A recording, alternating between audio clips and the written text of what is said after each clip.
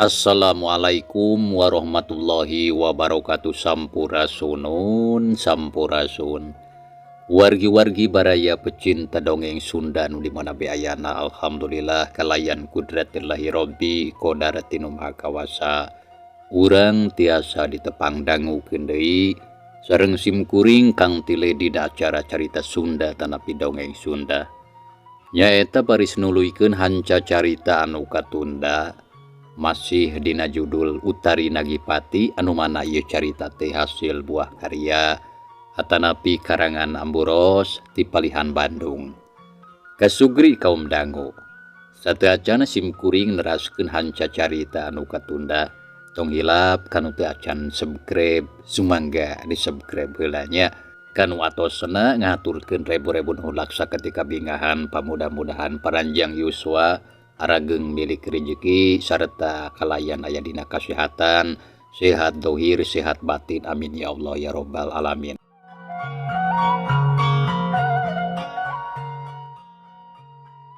Mitra ameh teu nyangkolong kana waktos, urang teraskeun hanca carita anu katunda. Kasugri kaum dangu, dina jujutan hanca carita anu kamari katunda, Padaran kang tile kasapih kuanci dina bangsa medarkeun kayan alam ti peuting nyatana ka Bah Debuk Darja Gojin Katut Godeg anu mana harita nuju aya di Talaga, anu mana harita Bah Godeg parantos tarung jeung si Jurig Buntung samalah si Jurig Buntung nage parantos ngiles teuing ka mananya alatan eleh jajaten ku Bah Debuk eta hanca teh ja. Sumangga mitra urang pusurkeun di perhatian urang kana ieu carita.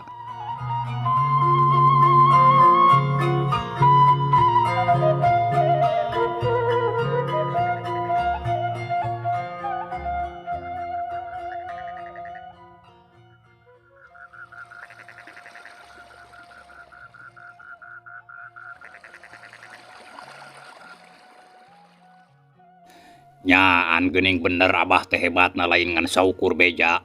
Lantaran ayeuna mah bukti kasaksian ku panon kuring sorangan. Ceuk si Godeg ngarasa reueus da puguh asa boga gunung pananggehan. Alah, boro-boro kakara ngalawan Jurig Buntung sabodel kitu. Sandajan ngalawan anu leuwih ti kitu oge dewek mah sanggup keneh. Walon Bah Debuk ngarasa ujub. Samalah kacida yakin kana kamampuhan dirina anu geus kasebut duhung ku elmu jembar ku pangabisa. Tapi kumaha Bah? Naha eta setan teh geus moal datang deui kitu? Darja tumanya ka Bah Debuk lantaran hayang meunang kapastian.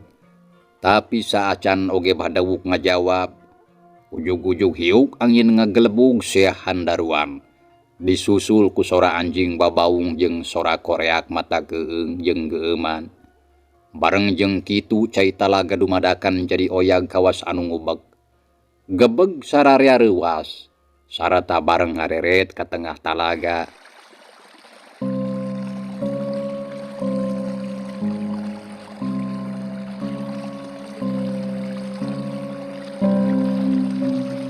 Dina kayan kitu pucung hul tina jero cai kaluar hiji makhluk anu kacida matak pikasieun.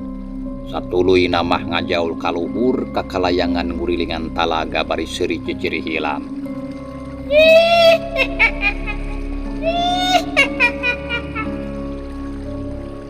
Darja jeung baturna meuni molotot kawas anu kasima. Rei bulu punduk muriding, "Abah, Jurig Hulu Bah." Si Gojin ngagorowok bari nunjuk ka Jurig Hulu anu keur ka kalayangan. Matan anu bolotot semu beureum buburilakan. Ningali kitu Darja jeung dua baturna awakna meuning ngagibrig. Untu norok tok jajantung ratug kesang tiis nyorolok saluar awak. "Awas! Mananeh kabeh caricing sia. Pontong wani kaluar tina batasan anu geus dijieun ku dewek. Lantaran si Jurig Hulu leuwih ngabahayakeun batan si Jurig Buntung anu tadi." Ceuk Bah Debuk mere pepeling kanu tiluan. Malah kituna teh bari tanggah kaluhur ngawaskeun Jurig Hulu anu keur ka kalayangan. Ngadenge caritaan Bah Debuk kitu. Nya puguh anu tiluan teh beuki sieun jeung keueung. Lamun teu inget kana papatah mah tangtu ti tadi oge pasti geus pating pelecir mabur lalumpatan. Dasar manusia gede sumut. Nyingkasnya kan itu lamun teu sia oge ku aing bakal dipondaran.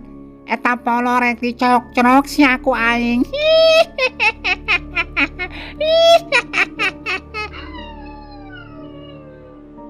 Ceuk eta jurig hulu nyirorot ka handap ngadeukeutan ka Bahdawuk. Panona bolotot hurung semu beureum letahna ngelel si huna ranggeteng buukna diriaban. Bareng jeung kitu, wer tina sungut si jurig hulu nyebrotkeun seuneu kana awak Bahdawuk. Tapi jeleng rikat luncat.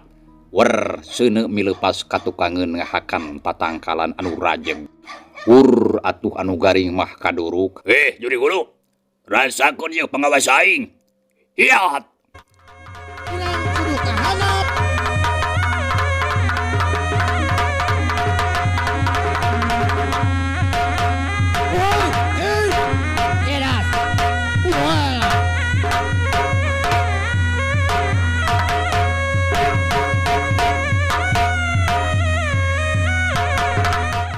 Jeleng Bahdawuk harita luncat luhur pisan bari nyabetkeun keris pusakana ka jurig hulu anu keur kakalayangan. Tapi sakilat ngajaul kaluhun ngajauhan panarajang lawan. Celek Bahdawuk nincak lemah bari ngahegak. Tapi keur kitu seot si jurig hulu nyamber bari ngaburakeun seuneu tina sungutna. Wer seuneu datang. Jeleng juralit. Bahdawuk cucuralitan ka tukang. Jeleg-jeleg gedeug nangtung. Tapi telila wer seuneu teh geus datang deui ngancam deui rek ngaduruk awak Bahdawuk. Tapi ku ayeuna mah teu disingkahan. Tapi terus dipapag ku keris pusaka gagamana. Wer seuneu datang barasat cahaya hejo kaluar terus silih dorong nimbulkeun sora anu pating geleger.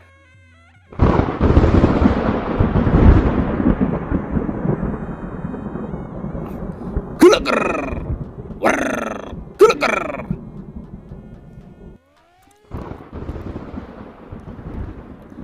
Dua kekuatan diadu terus silih dorong.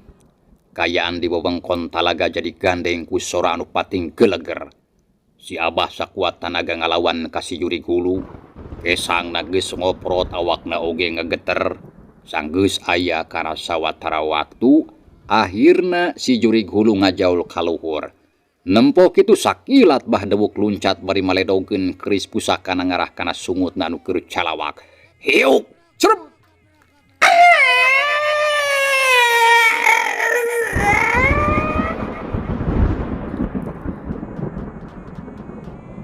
Si jurig hulu jejeritan. Sirah nagu lutukan bari sungutna calawak kawas anu keur nandangan ka nyeri anu pohara. Sanggeus aya kana sawatara waktu akhirna les si jurig hulu teh ngaleungit. Anu aya teh ngan ukur tinggal keris pusaka gagamana Bahdawuk ngagoler dina taneuh. Samalah sorana anu tadi jejeritan oge ayeuna mah beuki laun kawas anu ngajauhan. Nya akhirna mah jep jempe teu kadenge deui.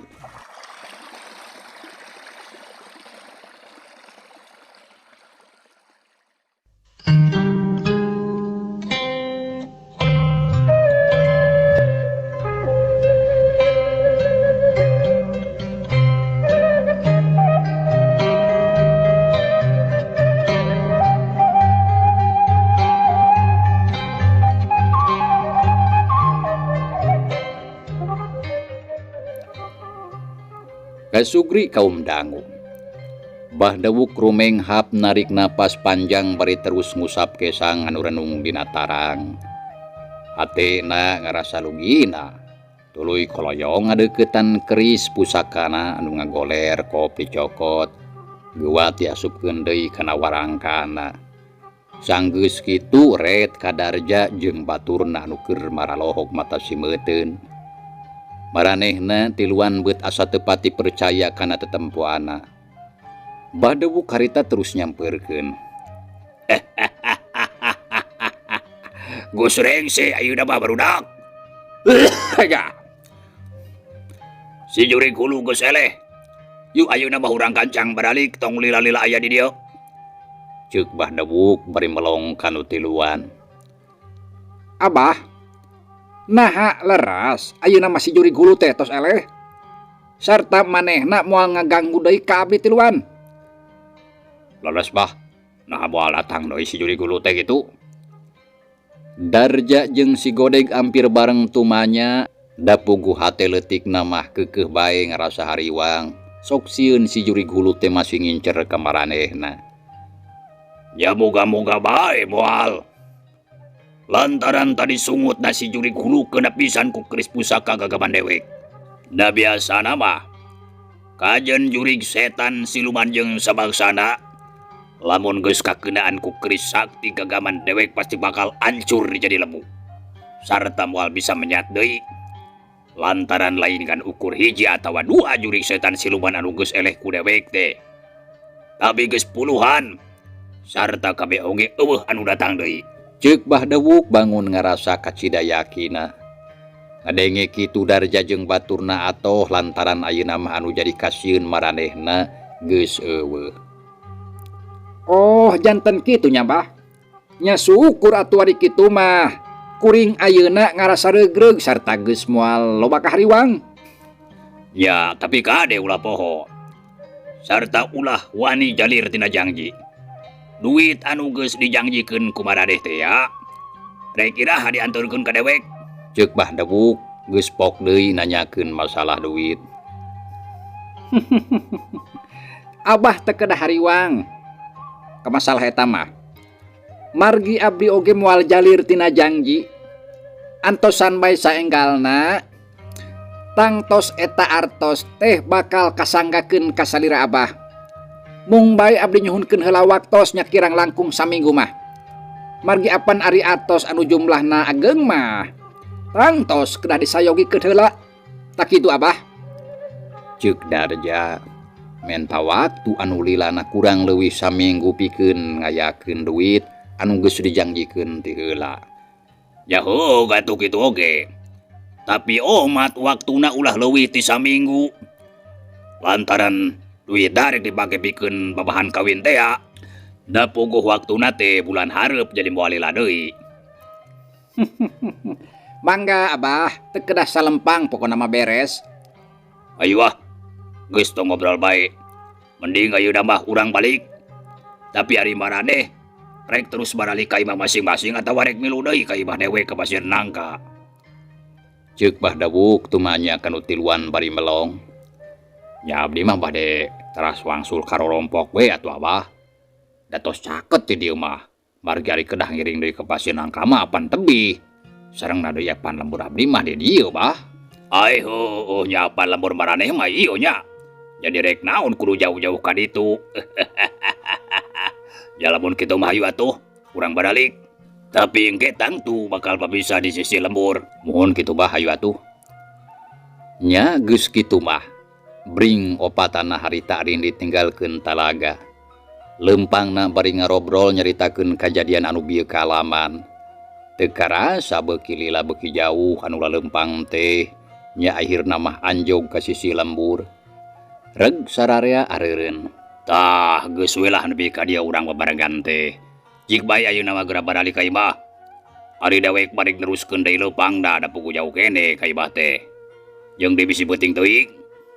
Bah, padahal mah tos we karorompok heula.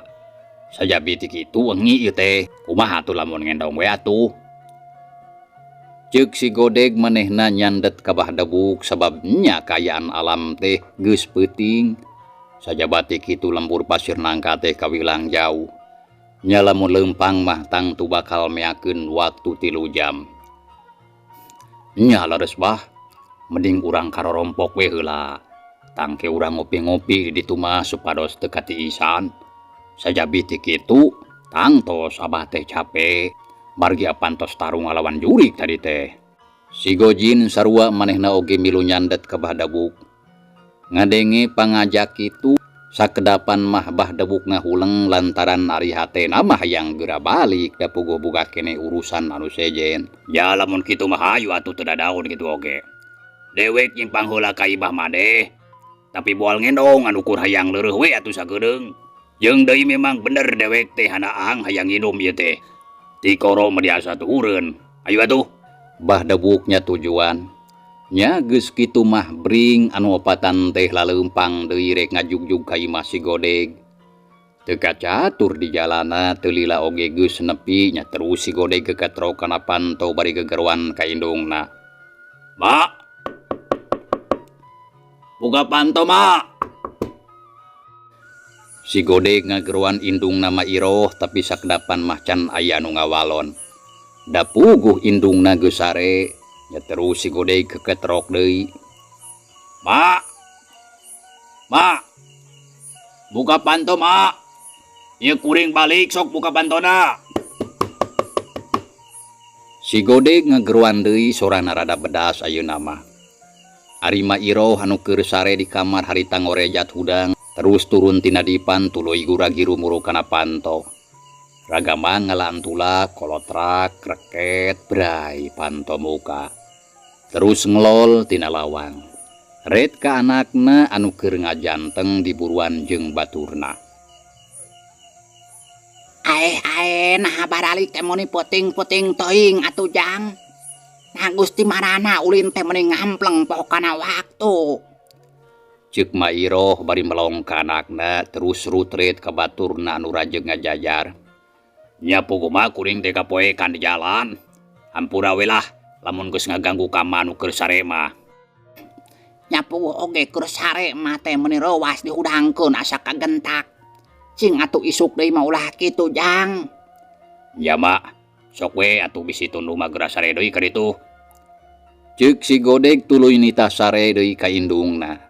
Sabab karunya da geus pasti Ma Iroh tunduheun da puguh kaayaan geus peuting harita teh. Nyahog bae da bener tunduh mah ieu teh. Ceuk Ma Iroh bari ngaleos ka jero imah terus asup deui ka kamarna. Koledag anak kasur reup sare teu malire deui ka anakna. Ari si Godeg harita terus bus ka jero imah dituturkeun ku Bahdawuk Darja katut si Gojin. Gek Daryuk ngariung tiluan. Ari si Godeg kebat terus ka dapur dekul mirun seuneu sok nagongkeun seeng dina luhur hau. Terus naheur cai keur ninyu kopi. Teu lila antarana. Cai teh geus ngagolak. Nya terus nyieun cai kopi 4 gelas. Sarata teu lila oge geus rengse. Tuluy dibawa ka tengah imah sor diasongkeun ka hareupeun anu tiluan. "Magabah cai kopina panas keneh. Atuh lumayan supados teu katirisan mung hapunten wereh teu aya rencangna. Margi warung tos tutup wayah kieu mah anu dagangna oge tunduheun." "Kun bae lah Godeg. Cai kopi hungkul oge ari eueuh bah." Bahdawuk ngawalon kop kana gelas anu dieusi ku cai kopi kitu deui Darja jeung si Gojin oge nurutan. Nya terus ditiupan lalaunan regot-regoti inum karasa meuni haneut kana tikoro. Prung harita ngarobrol sagala dicaritakeun ngalerengi dul teu puguh hulu buntutna. Sanggeus aya kana sawatara waktu lilana. Bahdawuk amitan kanu tiluan rek baralik deui ka lemburna. Sanajan dicandet oge keukeuh Bahdawuk teh hayang balik. Nya atuh teu bisa majar kumaha harita keneh juru turun ti imah dijajabkeun ku si Godeg jeung baturna nepi ka buruan. Satuluyna mah Bahdawuk ngagedig indit lempang semurusu. Dipiri ku sora jangkrik dikendangan ku sora gaang anu reang patembalan jeung cari cangkas. Mitra kaum dangu. Ari si Godeg jeung baturna sabada Bahdawuk indit teh maranehna arasup deui ka jero imah. Kulantaran kaayaan teh geus liwat di tengah peuting samalah geus rek ngagayu ka janari. Darja jeung si Gojin mah teu baralik terus bae ngarendong di imah si Godeg. Ari sararena ngajaloprak bae di tengah imah patalayah ngan saukur diamparan ku samak sarata dibantalan ku anggel anu geus lepet. Disimbut ku samping sarung anu geus belel. Tapi ari geus ngarasa tarunduh masok sanajan ukur dina kaayaan kitu oge. Nya akhirna teu loba deui pikir, anu tiluan teh harita pating galoler. Terus reup bae sarare tibra teu inget deui kana nanaon.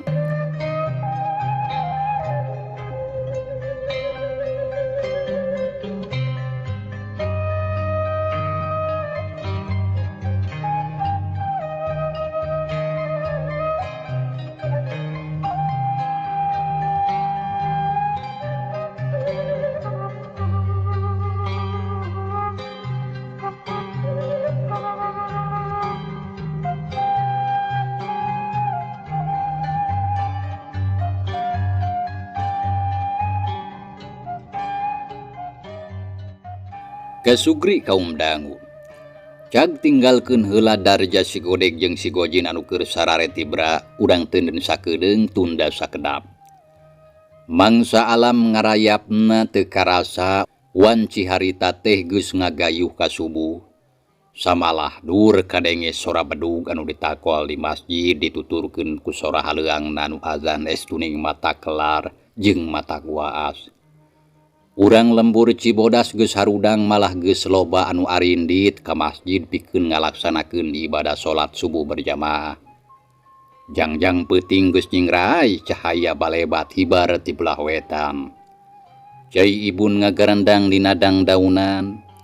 Ayam jagoreang kongkorongok ditembalan ku sora manuk anu recet dina dahan jigana geus arapal.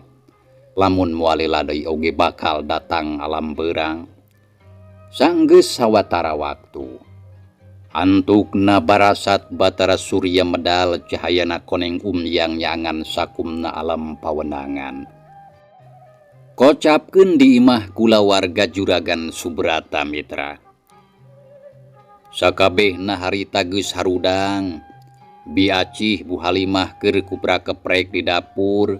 Lantaran geus biasa wayah kitu masok beberes jeung nyadiakeun kadaharan. Ari Ratna keur nyapukeun kalakai garing di buruan.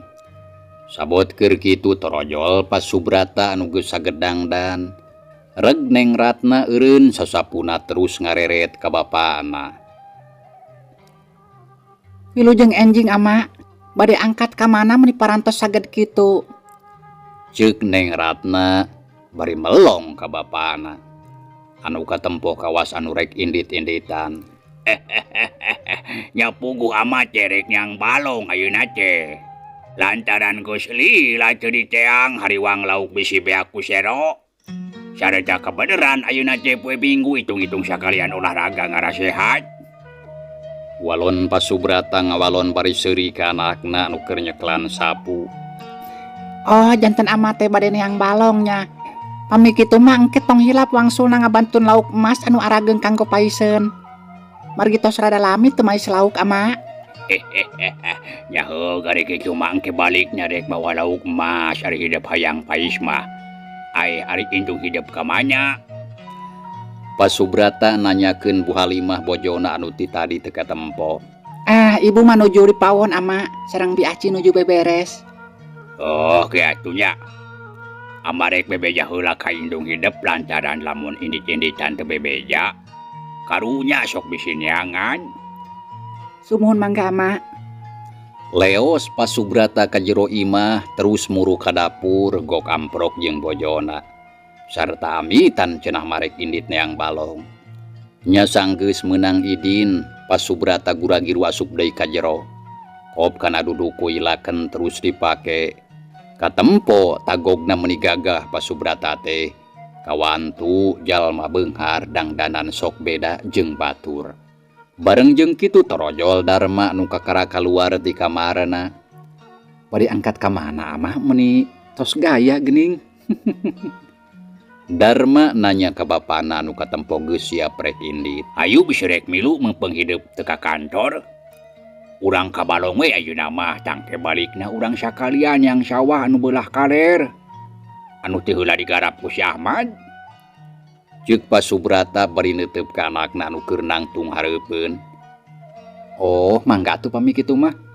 Kalaresan abdi oge tos rada lami teu ningali balong sareng teh angkat ka sawah ieu teh. Nya bener kitu. Dari sapopoe mah pan hidup mah teu boleh riweuh bae ngurus pausahaan. Ya ayeuna meungpeung aya waktu. Ya hitung-hitung jalan-jalan we atuh bari olahraga sangkan awak kurang sehat. Sumuhun dares kitu. Hayu atuh mangga ti payun amah. Nya hayu bareng. Nya geus kitu mah jero tarurun kaburuan terus bralaleumpang bareng duaan rek neang balong maksudna mah.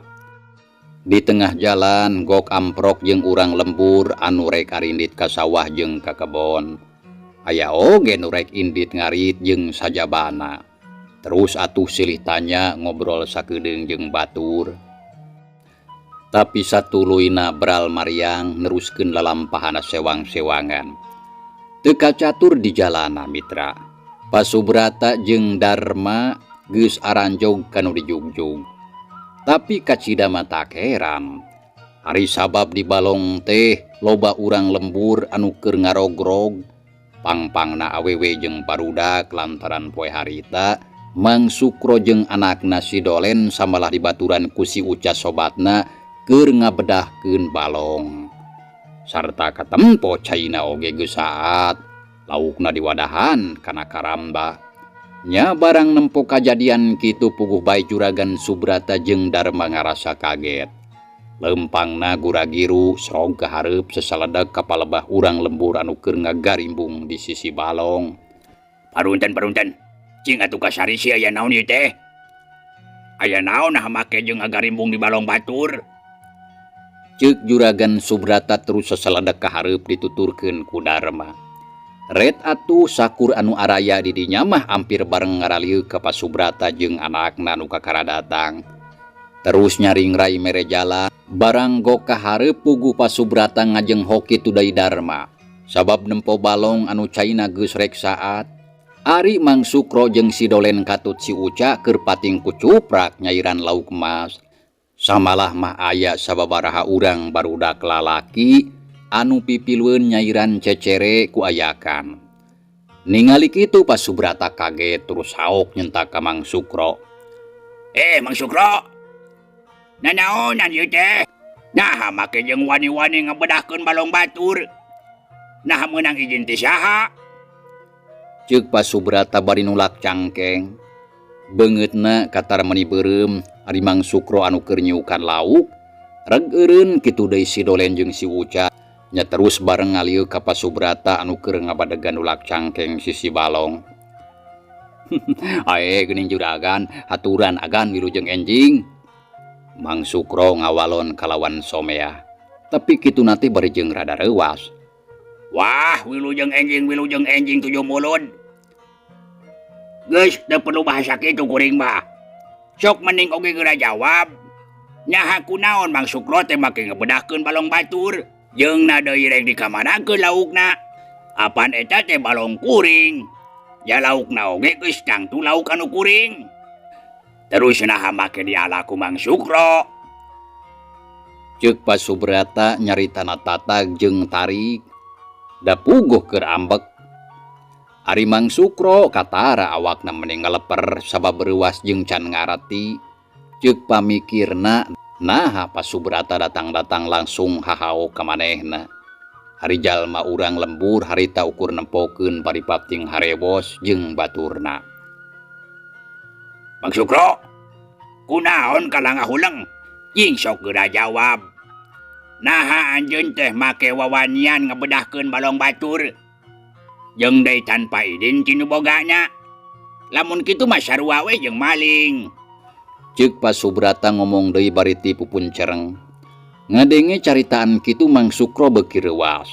Kalacat unggah ka darat sarta srog ka hareupeun Pasubrata. Sumuhun agan laresim kuring teh rumaos pisan parantos ngabedahkeun balong juragan. Nanging da sanes maksad bade maling abdi mah. Wantun ngalalauk ti dieu sote apantos kengeng idin ti salira juragan. Nah piraku hilap teuy kitu. Ceuk Mang Sukro ngawalon bari melong ka Pasubrata anu katempo bangun anu ambek pisan ka manehna. Begeutna beureum huntu kekerot. Kumaha Mang Sukro? Dedengian teh geus meunang izin ti kuring. Nyaha iraha kuring mere izin sarupa kitu. Apan geus lila urang teu panggih. Asa teu ngarti kuring mah ieu teh. Jeung deui lamun poho beut asa piraku.